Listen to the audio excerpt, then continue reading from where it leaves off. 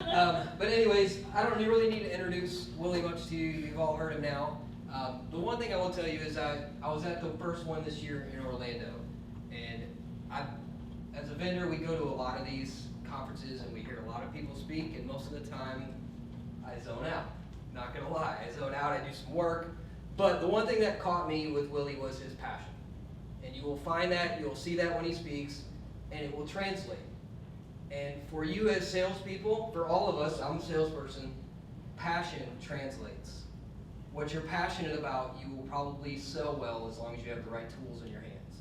And so if you can catch anything from Willie, catch his passion. No, you may not be coming up with Backstreet Boys. If you can't sing, don't come up with the Backstreet Boys. Don't try to do that. But be authentic. Be who you are, but be passionate about what you're doing, and you'll find that success. So, Willie, come on and inspire us. Woo!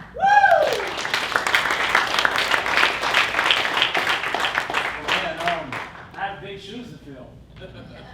I wear a size 7. They're not big. Yeah, okay, we'll be all right. Well, honestly, guys, you guys can hear me, right? All right. First and foremost, I'm going to let you guys know it's been an absolute pleasure working with you guys, man. It's been amazing. Not only being the MC, but I'm completely humbled and honored to actually be able to be here and speak my piece and to hear all the really kind words. And I don't know, it means a lot to me. But with that being said, I still remember vividly the moment that I was in College Station. I was on a site visit, and I was talking to Wes. I gave him a call. I was like, "Hey, Wes, man, crazy excited. I can't wait to be a part of the Southeast Regional Summit, man. This is going to be huge."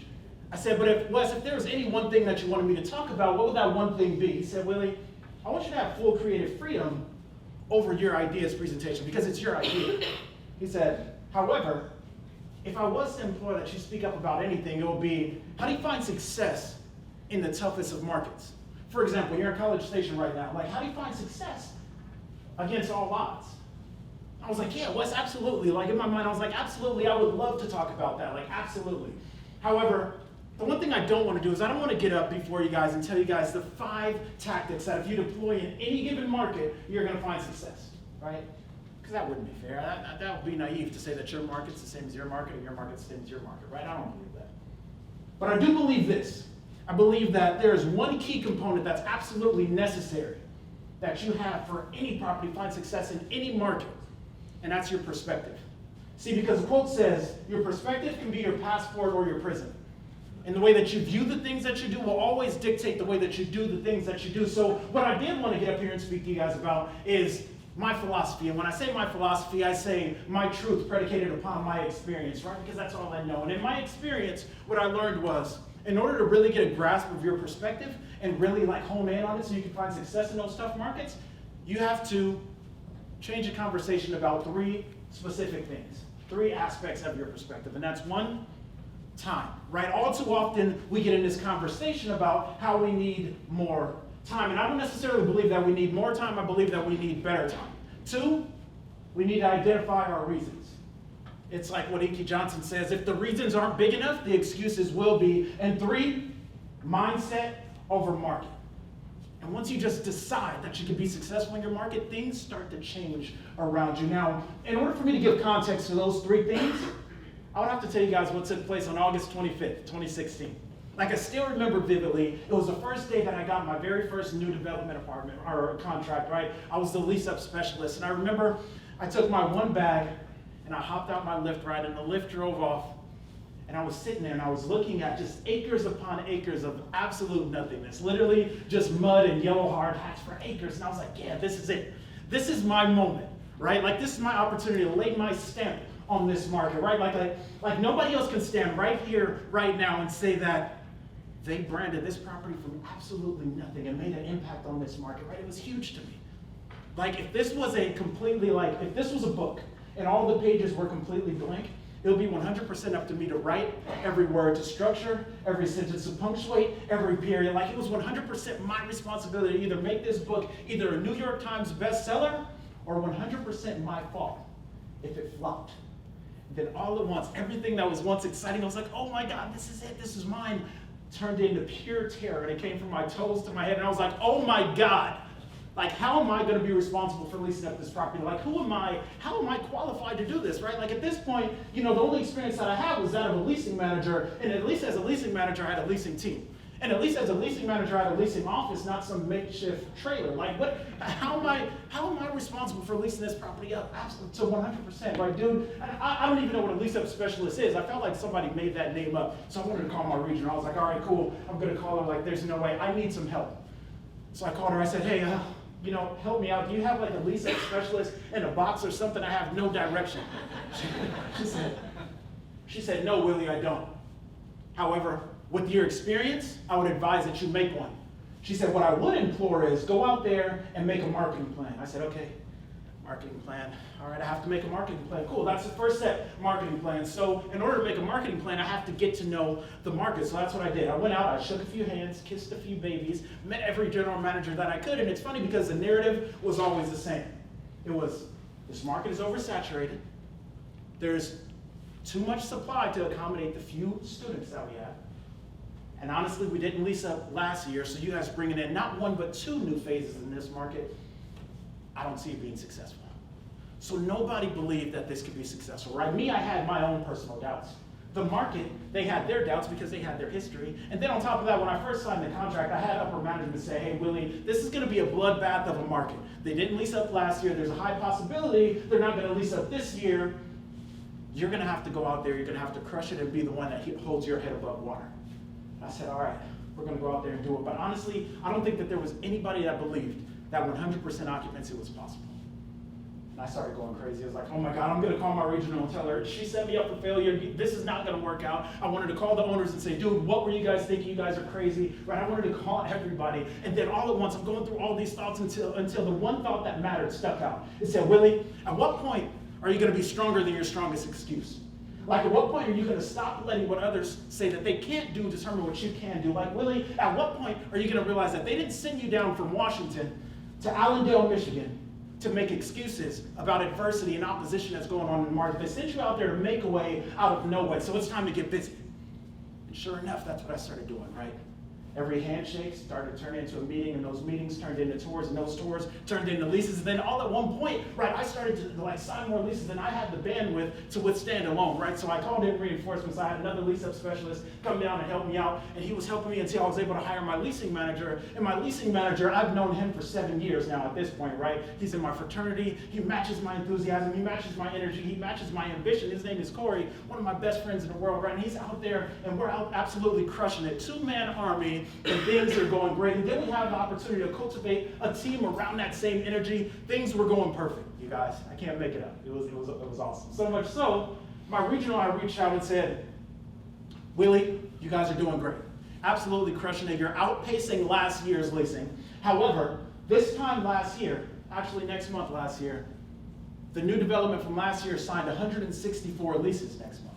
Now, although you guys are doing great, and I applaud you for that, if you don't sign 164 leases in this upcoming month, I'm afraid that we're not going to be on path or on pace to actually hit our leasing goals, and there's a high possibility that we're not going to lease up.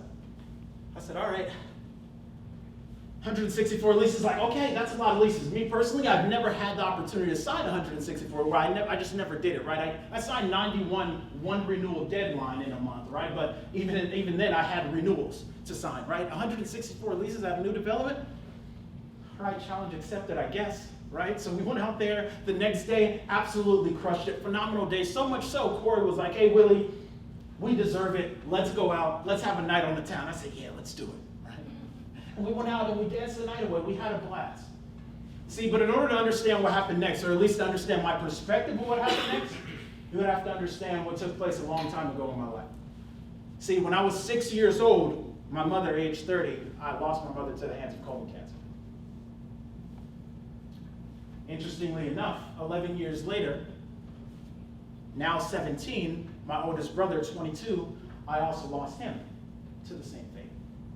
So let me put this in perspective for you. My brother at age 22, my mother at age 30, when I woke up at age 26, both 4 years after his untimely demise and 4 years prior to hers, like smack dab right in the middle, and I woke up with this incessant immobilizing pain, like right here in the upper left quadrant of my stomach that was similar to what both of them had described as a symptom of their early diagnosis. Oh, my mind was in a dark place, right? Like it went completely blank. On a scale of 1 to life, like, leasing, 164 leases, it's this big, right? I didn't care about that. Right? Instead, right, I woke up with this pain and it was just incessant. It was in my stomach and it almost felt like somebody took their hand and was like pressing all their weight right here in my left quadrant. I didn't know what to do. Like I woke up, I was like, oh my God, what is this pain? Like what is happening right now, right? So day 1, I'm a tough guy. I try to stretch it out, like, all right, I got this, I'll be okay. Day 2, I started doing crunches because it started hurting a little bit more, right? I was like, okay, I have to work this one out. It's ab day. Now day 3, at this point, I feel like I have a full-on accredited doctorate at WebMD University, right? Right? Like I know, and it's WebMD, right? I know it to be true, everything, like it has to be true, right? I was a nut. So I studied everything, and based on all of my research and all statistical data, like everything, it was proven that there was only 4 diagnoses that it could be, right? It was either 1, pancreatitis, 2, appendicitis, 3, I was in the first trimester of my pregnancy and my womb was expanding, or 4, I had colon cancer, right? And naturally, based on my history, my mind went to a dark place, right? I didn't want to do anything. Signing leases, follow-up calls, calling guarantors, it's big. Instead, what I wanted to do is I wanted to reach out and call all of my friends and let them know what they meant to me, right? Because I knew, based on all the research and everything, like, I knew my time was limited. I was down to my last minutes, right? I wanted to spend my time telling all my friends what they meant to me. So I did. I called all my friends, let them know what they meant to me. I called my girlfriend, let her know what she meant to me. I called, God knows I probably shouldn't have, but I called my ex-girlfriend, let her know what she meant to me. I called everybody, and then I reached out and I called one of my best friends in the world, man. Her name's Antoinette. I reached out to her and I started to go on this almost like full-on rant at this point. Like it's almost routine. I said it so many times. I got on the phone and I started talking to her. She was like, Willie, I'm gonna stop you right there. She said, honestly, I'm only gonna say this because I love you and you're my friend, and if I didn't say it, I feel like I wouldn't be being your friend. She said, like we all have an expiration date and we all have to get there eventually, right? However, if this was your date, and I had to get up on stage and I had to give your eulogy, she said, honestly, I would have to tell everybody that I didn't know you in your final days. She said, because the Willie that I know, this isn't him. Like the optimistic go-getter Willie that I know, this isn't him, the inspiring, motivating Willie. This is not him. So Willie, at the end of the day, if this was amongst our final days, like what's the legacy that you want to leave? Do you want to be this guy victimizing and quivering, or do you want to be the Willie that we all know and love? And I got off the phone with her, I was like, it stuck with me. It touched me in a deep place, right? Because it's almost like what Zig Ziglar said, right? He said, when the end comes, make sure it finds you climbing a new mountain, not sliding down an old one. And the end will come. Maybe the end isn't as dramatic as that. Maybe it's just, a promotion to your next job title, right? Or maybe it's life's promotion. Maybe it is. Whatever the case may be, the end will come eventually. But the question is, when it does come, what is the legacy that you're going to leave? Are you going to be somebody who was just sitting around and known for somebody who was sitting around counting the minutes and not making the minutes count?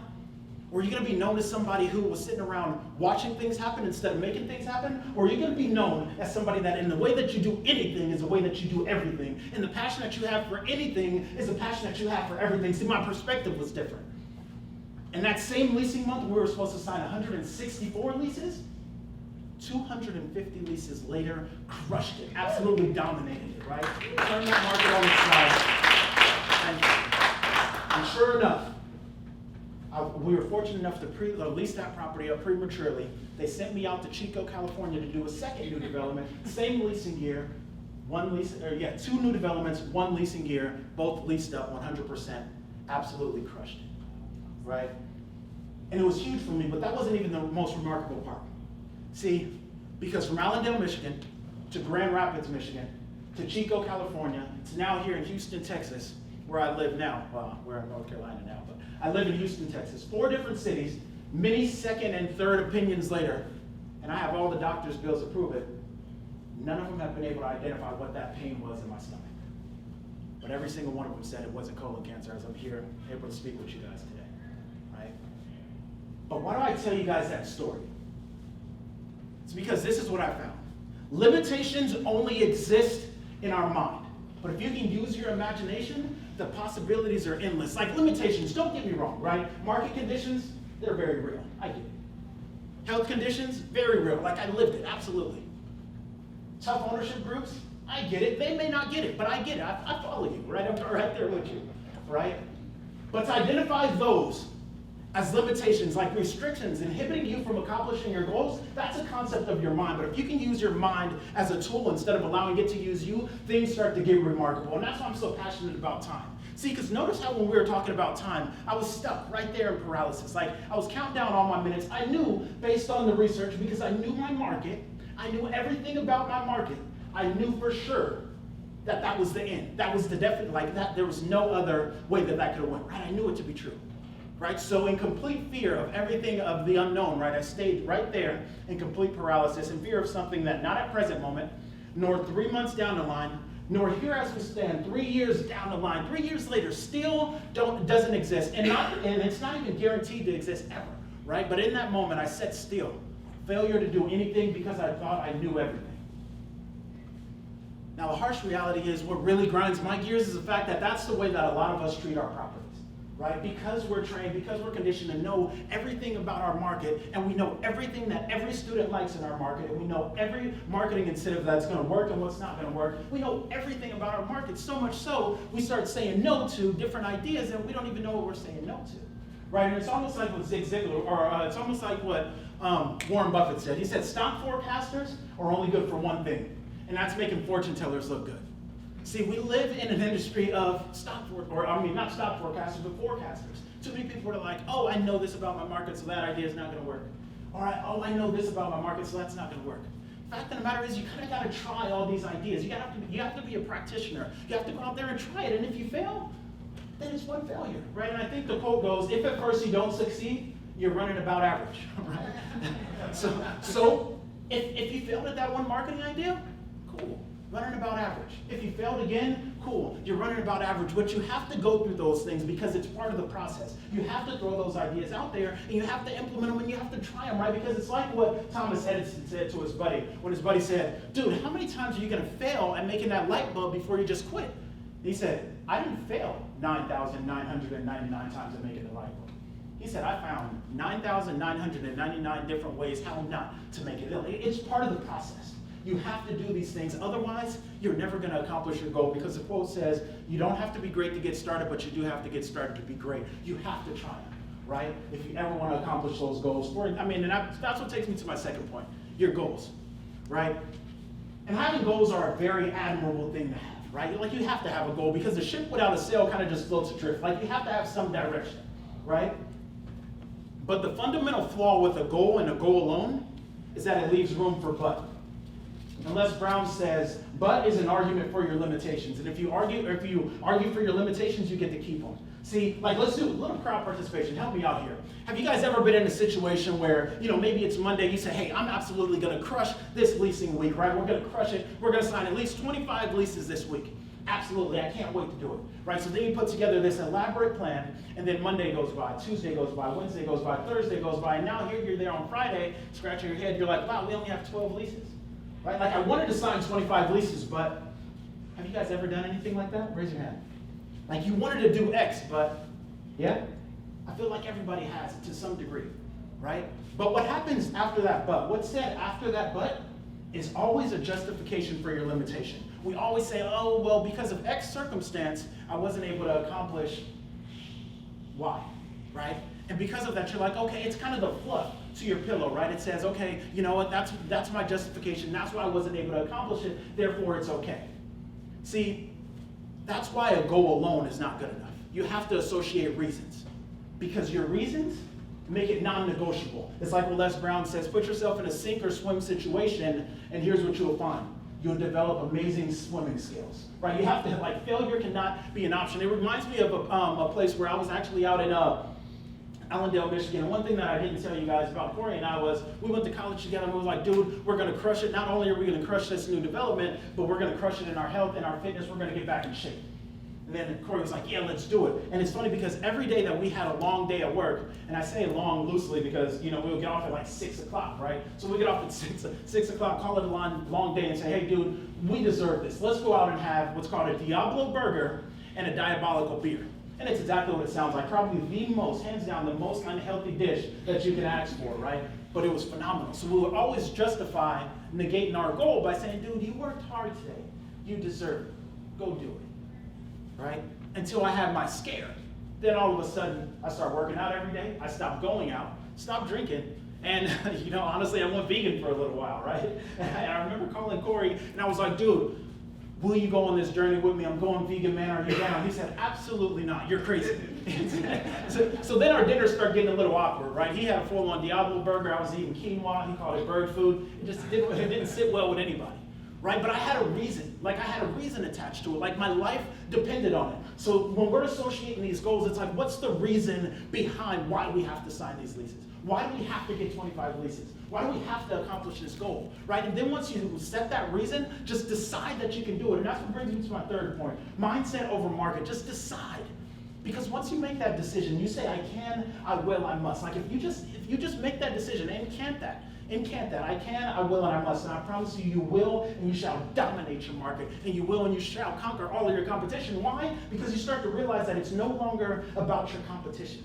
It reminds me of when Corey and I, we did start working out. And we started going heavy. And we started working out every single day. And before any of the workouts, we would always run a mile. And it's funny because when Corey and I, we would go, I'm very competitive, right? And we'll always run that mile and we'll get down to about 8 minutes. And at the end of that mile, I was like, as long as I beat Corey, I know that I did my job. I did everything I was supposed to. So I'll go out there and I'll beat Corey, I'll beat him in a race and I'll I would be fully exhausted, right? Exerted all of my energy and I knew I gave everything that I had. Until I went to California and Corey was no longer there. And I was like, okay, I still have to run the same mile. But now all of a sudden I can go bigger, I can go faster, I can go stronger. And all of a sudden that 8-minute mile turned into 7.5 and 7.5-minute mile turned into 7. And now sometimes I'm knocking out a 6-minute mile and I'm like, dude, how is it possible that I'm able to run 6 now? When I just knew I gave all of my energy to beating Corey, I knew I gave it my all, but I could only do 8.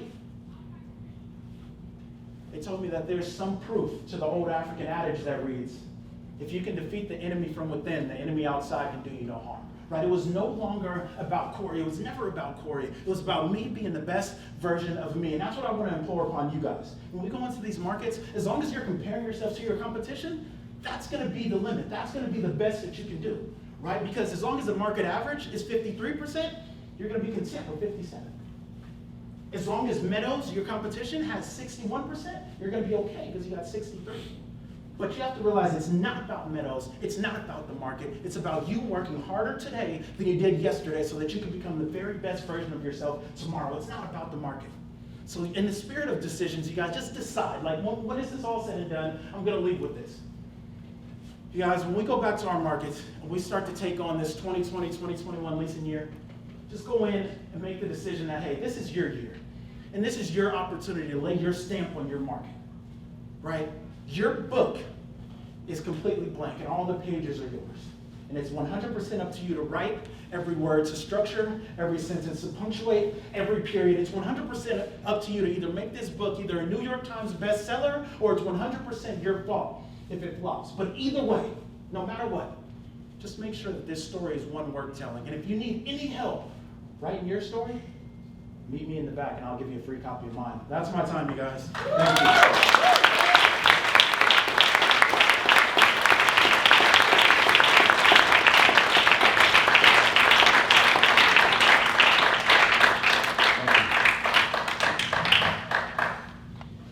If that didn't get you pumped up, I don't know.